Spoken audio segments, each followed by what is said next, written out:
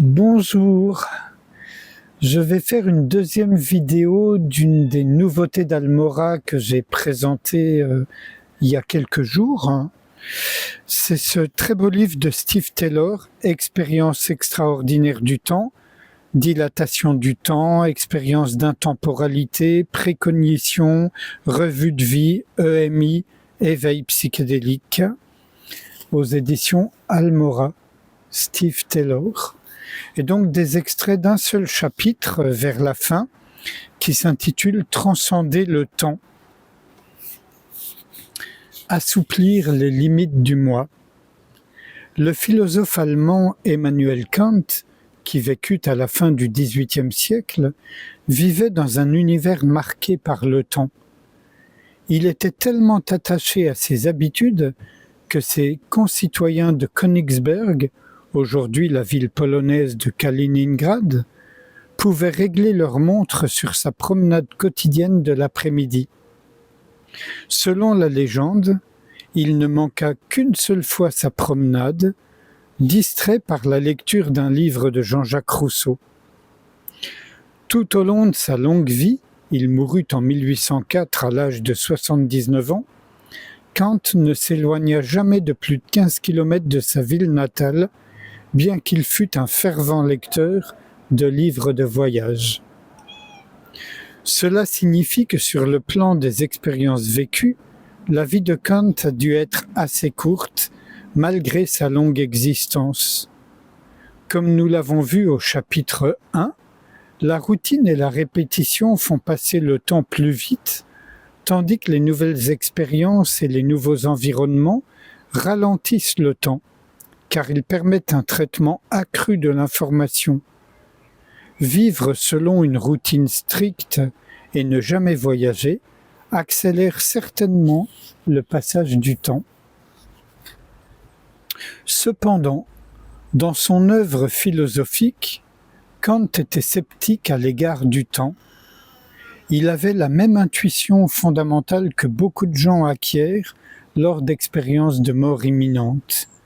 Le temps est une construction mentale. Le temps et l'espace n'existent pas en tant que qualité fondamentale du monde. Au-delà de notre esprit, dans la réalité elle-même, le temps n'existe pas.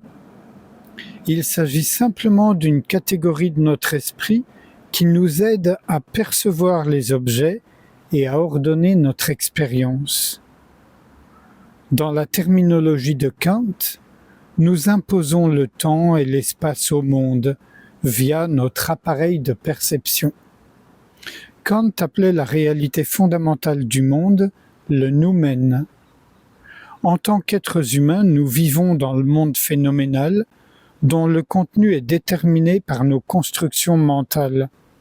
Nous ne pouvons pas accéder aux choses telles qu'elles sont réellement, car nous ne pouvons pas nous débarrasser de notre appareil de perception.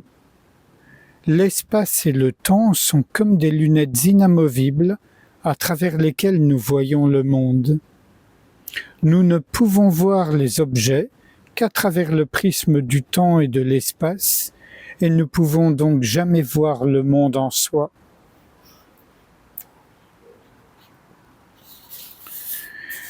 Au-delà du monde phénoménal, les idées de Kant reflètent l'une des idées essentielles de cet ouvrage.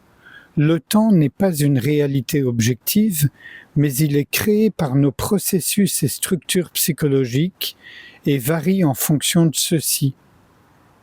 Cependant, cet ouvrage a également montré que Kant avait tort sur un point important.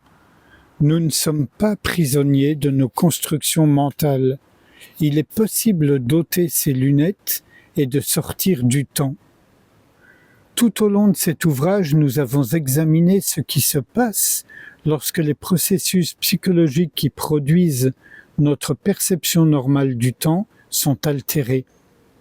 En d'autres termes, nous avons examiné ce qui se passe lorsque nous retirons nos lunettes normales, ou du moins lorsque nous les retirons partiellement, car nous pouvons nous libérer du temps à un degré plus ou moins grand, selon l'intensité de l'état de conscience modifié. L'erreur de Kant est qu'il n'était pas conscient de l'importance des états de conscience modifiés. Il n'a pas réalisé que, selon les mots de William James, notre état normal n'est qu'un type particulier de conscience, tandis que tout autour, séparé de lui par un écran des plus fragiles, se trouvent des formes potentielles de conscience entièrement différentes. Kant a pensé qu'il était impossible d'échapper à notre conscience normale et à nos constructions mentales normales, alors qu'en réalité, nous faisons tous l'expérience de moments occasionnels où nous nous en libérons. Comme nous l'avons vu, cela peut se produire lors d'accidents, d'expériences de zone chez les athlètes, d'expériences d'éveil ou mystiques, d'expériences de mort imminente, etc. J'arrête là pour cet extrait. Et un tout dernier court extrait.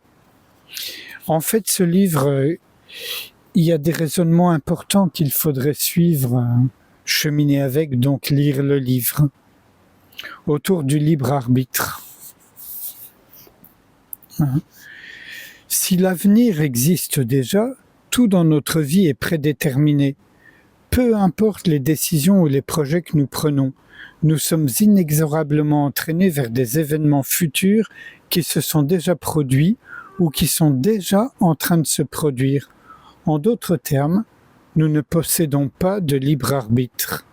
Nous ne pouvons pas prendre la décision consciente de faire quoi que ce soit. Au cours de notre vie, nous pouvons avoir l'impression de prendre des décisions conscientes, mais nous ne faisons que suivre le cours des événements prédéterminés. Le libre arbitre est une question importante pour l'éternalisme et la précognition. Si nous pouvons entrevoir l'avenir, notre parcours de vie est déjà tracé. Comment pouvons-nous avoir le libre arbitre alors que chaque choix que nous faisons est lié à certaines actions et à certains résultats qui doivent se produire parce qu'ils sont déjà produits, parce qu'ils se sont déjà produits. De nombreux philosophes et scientifiques contemporains ne croient pas au libre arbitre. Ils soutiennent que toutes nos décisions et actions sont déterminées par des facteurs qui échappent à notre contrôle conscient, tels que nos gènes, notre activité cérébrale et notre conditionnement environnemental. Ils pensent que les êtres humains ne sont que des machines biologiques dotées d'un sens illusoire du moi et qu'ils ne peuvent donc pas agir en tant qu'agents libres. Selon Samaris, par exemple, l'intention humaine émerge de causes sous-jacentes dont nous n'avons pas conscience et sur lesquelles nous n'exerçons aucun contrôle conscient. En conséquence, vous êtes en fait une marionnette biochimique. Cependant, je crois au libre arbitre, du moins dans une certaine mesure. À mon avis, notre sentiment de prendre des décisions librement est si fondamental qu'il ne peut être totalement ignoré. Et j'arrête là. Et je pense que cette question du libre arbitre est extrêmement importante. Mais après, en tout cas par rapport à ma chaîne et ce que je propose ici, l'essentiel est de reconnaître cet espace infiniment ouvert, cet état d'ouverture au sein duquel tout se déploie. Si on prenait la terminologie de Kant, de réaliser que nous sommes le noumen et non pas les phénomènes qui se déploient au sein du noumen. Et sans réfléchir à ce qui vient d'être lu et dit, je vous invite à ce qu'on passe un instant ensemble en silence, à justement laisser passer tous les phénomènes, pensées, sensations, etc., sans s'y impliquer, sans chercher à les modifier, à les retenir, à les rejeter, juste être tranquille.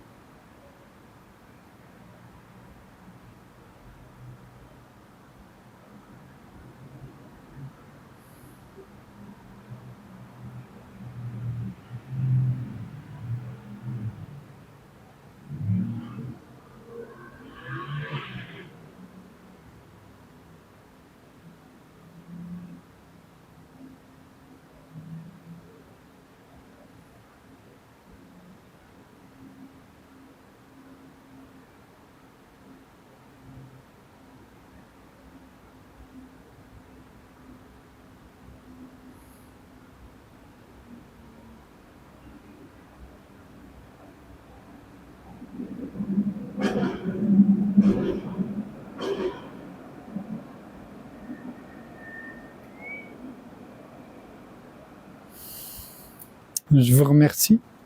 À bientôt.